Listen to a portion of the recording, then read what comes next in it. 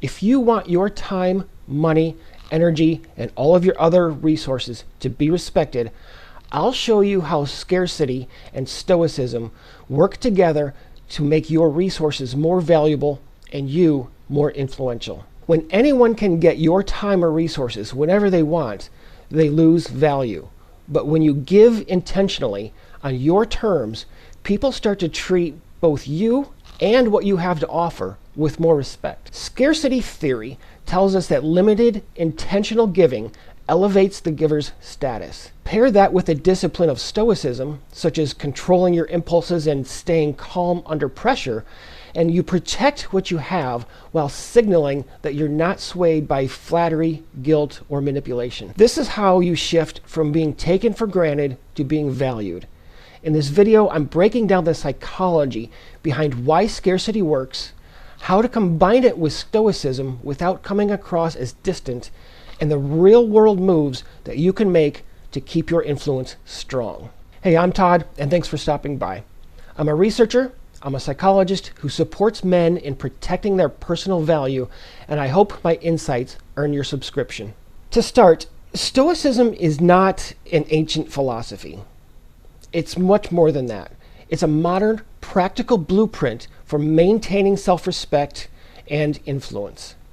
At its core, Stoicism is about emotional control and being intentional.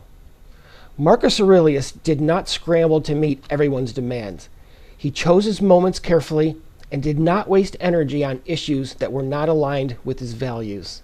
Academics in 2020 explained that Stoicism is about measured action. It's about knowing when to act, when and how much to give, and when to hold back. When used correctly, principles of Stoicism are practical, modern applications for maintaining self-respect and inspiration. And together with the psychological research on scarcity theory, it offers a way of living that protects your resources while at the same time increasing your perceived value. Scarcity theory includes the concept that limited, intentional giving of any resource increases its perceived value and elevates the giver's status. It informs people that what's rare is valuable, and that when you're constantly available by giving your time and other resources to anyone who asks, you dilute that value. But when you're selective and require people to earn your resources, your value increases. Researchers have also reported that emotional control and self-reliance are strongly linked to men's positive mental health and self-worth.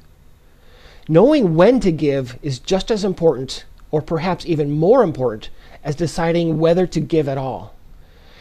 And in relationships, it's not about withholding to punish, but rather ensuring that your time, your money, your attention, all of those are earned and not assumed.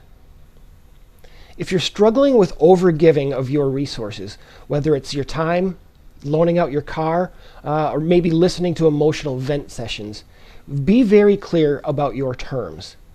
Tell her, you've pushed for more of my time than I'm willing to give, and I need space to focus on my own progress. If she continues to ignore all of that and keeps asking for more and more of whatever resource it is, then end it without hesitation. Say to her, you've repeatedly ignored my boundaries and expect my money and my other resources that I'm not prepared to give. And it's happened so many times that I'm no longer willing to work it out. That's how you protect your resources, and it's how you ensure that your relationships are built on respect rather than entitlement. So I'd love to know what you think. I'm interested in your experiences with setting boundaries around your resources, whatever they are, and whether practicing scarcity or stoicism has made a difference in your relationships, your friendships, or your career. YouTube thinks that you'll like one of these videos here, so watch one after subscribing. If you want more resources, you can find my social contacts and all of that in the video description, and I'll see you next time.